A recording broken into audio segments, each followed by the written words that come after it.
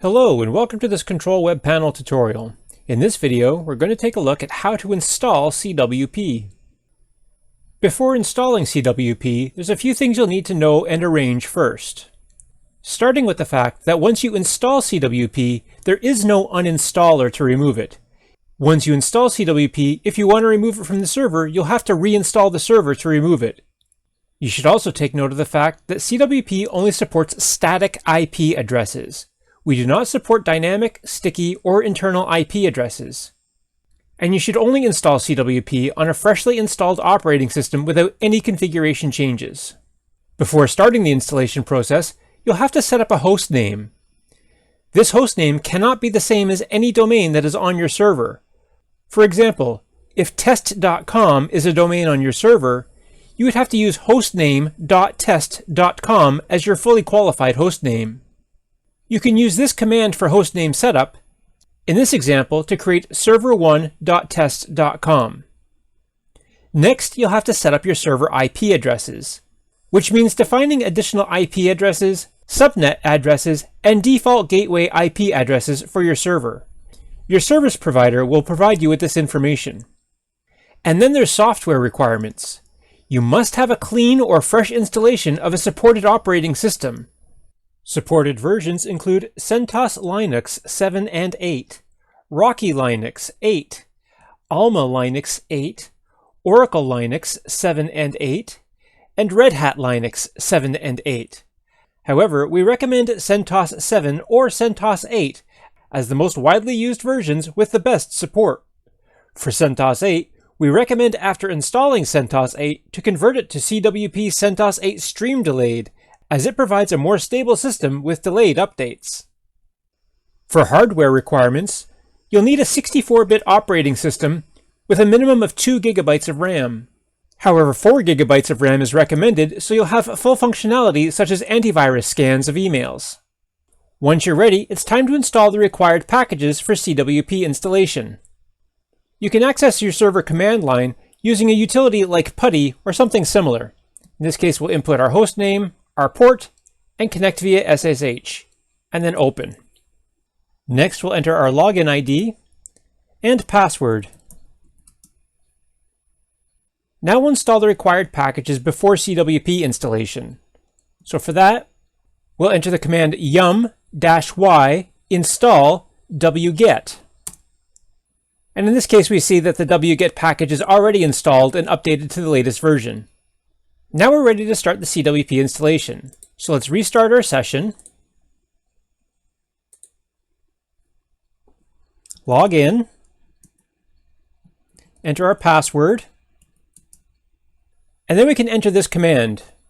cd/user/local/src wget http:// centos-webpanel.com/cwp-el7-latest sh cwp-el7-latest.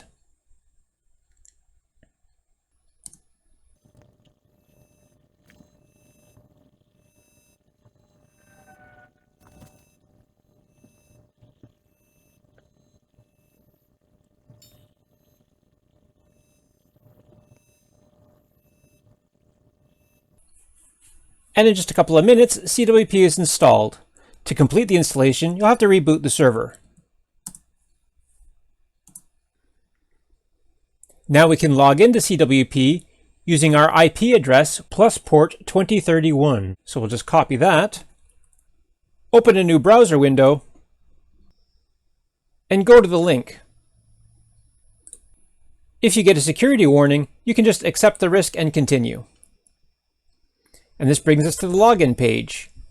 Here you can enter your username and password and log in. And here we have a brand new installation of CWP. But as you can see, we've got a lot of warnings set up here because we haven't set it up yet. So we'll go into those steps next. First, let's just clear some of these warnings so we can see our desktop better. And if we scroll to the bottom, we can see that we're running CWP Pro. If for any reason you have a red banner here that says you are not running CWP Pro, you can order and update your license for your server from the CWP website. The first item that we'll set up is to define our shared IP. To access that, we'll go to the left-hand sidebar and twirl down the CWP settings to open the submenu, and then select Edit Settings. And here we can see our shared IP. This needs to be the main public IP address which will be used for hosting accounts. If your server has a private IP, like the ones offered by Amazon AWS, Google Cloud, or Microsoft Azure, then it also needs to be set up for NAT. In a NATed setup, the shared IP needs to be your public IP. And the NAT local IP will be the local IP set on your server. You can check the local IP in CWP by going to Service SSH here in the sidebar and selecting Network Configuration. And your local IPs will be shown here. In this case, we're using a public IP. If you have a private IP in your config files, it will appear in the drop-down list here, and you can select that, and then enable this checkbox to activate the NATed network configuration. For further instructions on this, you can click the hyperlink to open our help page. In this case, we are not using a private IP, so we'll be skipping this stage here. What we will do, however, is update the admin email. And this will be the root server admin email address, and we can select the checkbox to forward server system emails. Once we're done making our changes, scroll to the bottom and select Save Changes. It should be noted that if you're enabling NATed mode, be sure to rebuild your web servers when you're done. Next, we'll activate our backups. To do that, we'll go to the CWP settings in the admin bar and select Backup Configuration. Here we can either enable or disable the backup, and then choose our backup options, including our backup folder, and whether we want to backup daily, weekly, or monthly. Weekly backups occur every Sunday, and monthly backups occur on the first of every month. You can also enable MySQL backup, backup of all users, and this will force a backup for all accounts, even those without having backup enabled. And you can backup all emails. When you're done making your changes, save the changes. Next, we'll set up the host name. So over in the sidebar, we can select Server Settings and twirl down the arrow to open the submenu, and then select Change Host Name. For the host name setup, it's important to specify that for any subdomain we would be using for the host name, it should have an A record set to the server IP before configuring the host name. Then, the host name change will also install the free certificate for all system services using the same host name.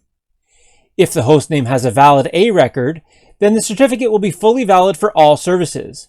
But if the A record is not set, then CWP will generate a self-signed certificate, which will trigger a browser warning like we saw on the first login to CWP after the installation. Another important item to set up in advance is the RDNS PTRDNS record for the IP. This needs to be set with the server provider, and it's recommended to be the same as the host name to have a better email reputation when sending out emails from the server. And here we can see some errors because we don't have a valid host name set. So we'll just scroll down to the Change Host Name field here, and under the new host name, we'll enter our new host name. In this case, tutorials.test.com. And this will also generate a new SSL. You can choose your services, and when you're done, change the host name. And our host name is changed successfully. For more detailed info, we can check the log. And below, we can see that our errors have now been resolved, and the IP that our host name resolves to. Next, we'll set up our name servers. So to do that, we'll close this submenu here, and we'll open the new submenu for DNS functions, and then select Edit Name Server IPs. If you get a security warning, you can select Advanced and accept the risk. Here you'll add the subdomains that you want to use for your name servers and the IP for each. If you're only using one IP, then the IP will be the same for both. Don't forget that these name servers must be registered with your domain registrar, otherwise they will not work. Then for the IP address, we can copy the IP address here and paste that into the name server 1 box. And same thing for name server 2, copy that and paste that into the IP for name server 2. And for the name server IP, note that those IPs need to be the CWP server IP if you're using the same CWP server for domain name servers.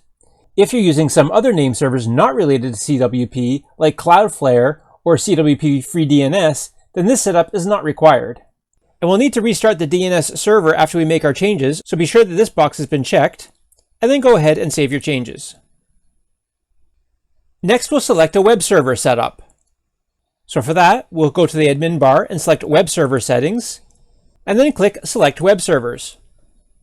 And this opens a variety of configurations that we can choose for our web server setup, including Apache only, which is given a performance comparison of 35 to 45%, Nginx only, which gets a performance rating of 55%, Lightspeed Enterprise, 50%, Nginx and Apache, 45 to 55%, Nginx and Varnish, 45%, or a combination of Nginx, Varnish, and Apache, which gets the top performance ratings of 50 to 65%.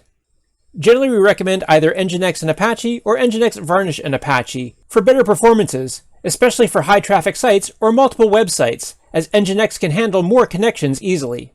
So in this instance, we'll choose Nginx, Varnish, and Apache. And then scroll down and select Save and Rebuild the configuration. And in just a moment, our new web servers are installed. Next, we should install the main PHP versions. So again, we can collapse this submenu, and then open the PHP settings submenu, and then choose PHP version switcher. This is the main PHP version switcher, which sets the PHP version for all users. To change the default PHP version, select the drop-down menu, and select your default PHP. In this case, we will switch to the most recent version of PHP 7. Then we can review and select any options for this version. For example, if we want to add mcrypt, we can just click the toggle button to turn that on. And once we finish making our changes to the options, we can go ahead and save and build. And CWP is now compiling the new PHP. This will run in the background, and installation could take up to 15 minutes. In addition to setting the default PHP for all users, CWP also allows us to run different versions of PHP in different folders. So to set that, we would use PHP Selector. And here we can install as many different versions of PHP as we wish. So for example, if we also want to install versions of PHP 5 and 8, we could do so, just by selecting the drop-down menu and then choosing the version we want to install. So let's choose 5 and 8. But before we save and build these, let's configure our options. So we'll click the Manage Options icon here under the Actions column. And this opens the options table for the PHP 8.1. And again, similar to the previous step, we can toggle any options that we want to add. And once we're happy with our changes, we can save the options. Now when we go back to our table, we can see that 8.1 has been configured with a custom configuration.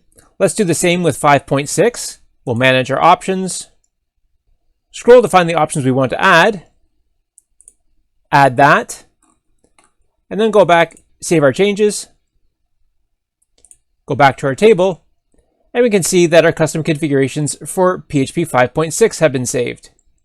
Now we can go ahead and save and build these versions. We see the confirmation dialog, or we can just click Start Compile to build and install. And this process will also take place in the background and could take over 30 minutes depending on how many versions of PHP we're trying to install. We can also choose to install different versions of PHP, including PHP CGI and PHP FPM. PHP CGI is more flexible, but more resource intensive. PHP FPM is faster and more stable in case of account overloads, and is easier to limit with Cgroups. So to install PHP FPM, we use the PHP FPM selector. And similar to what we saw in the other builders, we can choose the version of PHP FPM that we want to install. In this case, we'll choose the latest version of 8.1. We can manage our options for this build, toggle any options we wish to add, save our options, go back to our table, and see our custom configuration has been saved. And at the moment, CWP is still compiling the previous PHP from the previous steps. So once that's done, we'll see buttons down at the bottom here that will allow us to save and build this configuration. Now it's time to enable our firewall. So let's go to the top and use the shortcut here to get back to the dashboard. And here we have a shortcut to our firewall, and we can see the warning here that our firewall is turned off. So we'll select Firewall Management. And this includes the CSF for Config Server Security and Firewall, as well as the LFD for the Login Failure daemon. And combined, they protect open ports and monitor failed logins. We can see the warning here that the firewall is disabled, so to enable it, we just click Enable Firewall. And we can see that our firewall is enabled. In this case, we don't need to restart the firewall, but as a best practice, anytime we make firewall changes, it's a good idea to restart the firewall. So our next security setup will be to set up mod security. So we'll just scroll down, and under the security submenu, we'll select mod security. Mod security protects websites from exploits and SQL injection attacks and many other issues. Currently, it's not installed. To install mod security, first we have to select the rules engine that we want to use. The default is the OWASP old rules. You also have the option of using the OWASP latest rules. However, we recommend using the Komodo WAF rules as they are much simpler and easier for beginners. By selecting that, we get the latest version with automatic updates. Then we can click Install Mod Security Now. And in about a minute or two, Mod Security is installed, and we can see the installation log here. We can review that if we want to, and then click Close. Here we can see our Mod Security configurations, including the Komodo WAF that we selected, and the setting controls for the behavior of the rules engine. We can adjust these if we want to, and then save the configurations. After installing Mod Security, it's a good idea to restart your Apache web server. Next, let's set up our Cgroups. To do that, we'll scroll down to the Security submenu and select Cgroups Resource Limits. Cgroups will allow you to limit the resources per user, such as CPU percentage, system memory, network bandwidth, or combinations of these resources, to avoid server overload. So to protect our server, let's install that service. We get a confirmation dialog. Are we sure? Yes, we're sure we want to install Cgroups. And Cgroups is installed. Here we can see the installation log, and if we scroll down, we can see the status and various options. So here you can enable the limit resources, including CPU, memory, and disk in-out. In this case, we'll select limit memory usage and save. And then we get the confirmation dialog letting us know this action will modify Cgroups limits parameters and will be applied to all users' configuration files, and the Cgroups service will be reloaded after that. So we can confirm. And we can see the limits have been saved successfully. And again, as a best practice, it's a good idea to restart the service when we make any changes. Next, let's set up our mail server manager. So to access that, we'll go to the left-hand sidebar and we'll select Email and open the submenu, and then select Mail Server Manager. And here we can rebuild our mail server with anti-spam protection. So here we can select the anti-spam and antivirus option, and RDNS check is also recommended, as well as installing DKIM and SPF, and Policy D is also recommended to enable hourly email limits to prevent outgoing spam. Although you have the option to reject unknown host names, this option is not recommended, so we'll leave this one unchecked. When you're done making your changes, click Rebuild Mail Server, and select OK. And then we get the installation log. We can scroll down and see our changes have been saved.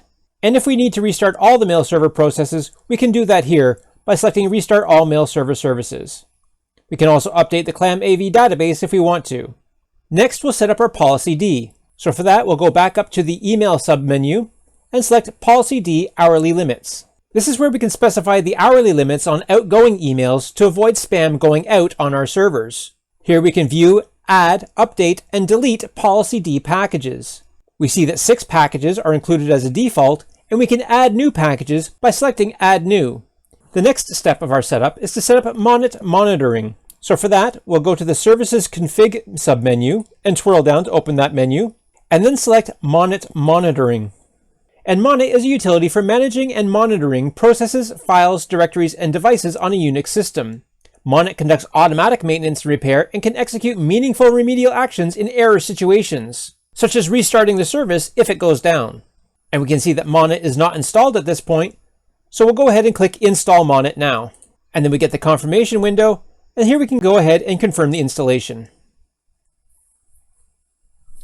And the package is installed successfully. We can close this window, and then we can see that monitoring via Monit is active. Here we have options to start the service, stop, or restart. Now we'll click on Configuration Files to enable monitoring for our various services. We can hold the Control or Command button to select multiple services. In this case, we'll start with Firewall LFD, And we'll add all PHP FPM versions that we've installed, including 7.2 and 5.3. Then we can add SSHD and some mail services. We'll start with Postfix, OpenDKIM, AMA VISD, Dovecot, Spam Assassin, and Policy D. Then we can add our CWP GUI services, including CWP SRV and CWP SRV PHP FPM. Then we can add named and any web servers we've installed, including Varnish, HTTPD, and Nginx. Then we can add the Pure FTPD FTP and the postfix queue. This is mail queue monitoring, which will notify us if the mail queue has over 50 emails, and this default can be changed. And then we'll add MySQL. And for system monitoring, we'll add file system, syslog, and network.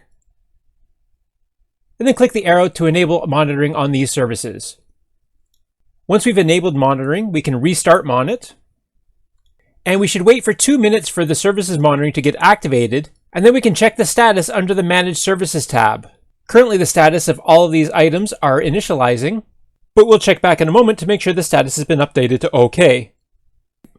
So after a couple of minutes, we can click Manage Services, and we can see the status of our various services have been updated to OK and monitored. And in certain cases, we can see that the status is not OK. In this instance, the link is down. For this process, the execution failed does not exist, and that's because we didn't actually install these PHP FPMs yet. And the postfix queue is still initializing. But in each of these cases where the status is not OK, we're given some explanation for the issue, or informed that the service maybe has not been installed yet. Next, let's change our SSH port. So under the Services Config submenu, we can select SSH configuration. And here we can see our SSH config. So here we can change the port to the desired port that we want to have our SSH through. But this should be a port that's not already in use. So in this example, we'll change our port to port 2222. And then we can scroll down and save our changes. And then we'll need to restart our SSH. So we'll go to the dashboard and scroll down to our services and find our SSH server here. And we'll go ahead and restart that. And that restarts the SSH server. But now we should make sure that the port is open in our firewall. So scroll back up to the top and we'll select our firewall management. And here we can see that that port is not currently in our open ports. So we'll click Configure to add this port. And we can scroll down. And here under the IPv4 port settings, we'll find our TCP in and out. So here we can add port 2222 for TCP in. And then also we will add port 2222 with a comma for TCP out. And then we'll scroll down and save our changes. And we can see the success dialog that our data is updated. But let's go back to the dashboard and go back to our firewall management. And because we made changes to the firewall, let's be sure to restart our firewall. And our setup is nearly done.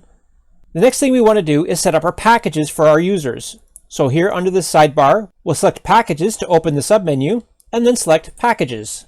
And here we can see the one default package, which comes with CWP, but we can add as many packages as we like by clicking Add New Package.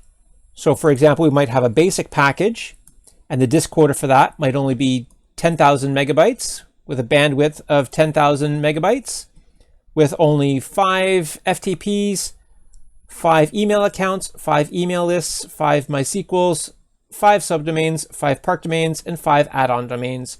And then we can go ahead and select our Cgroups policy from the drop-down list. In this case, we'll just select the default since we haven't set up any others yet. And then we can go ahead and create that new package. And here we can see our new basic package has been added. And we can add as many new packages as we want to build out as many packages for our users as we wish. And once we have our packages set up, we're ready to start hosting. And that's how to install CWP. For more information, please visit the following links. We hope you found this tutorial useful. Thanks very much for watching.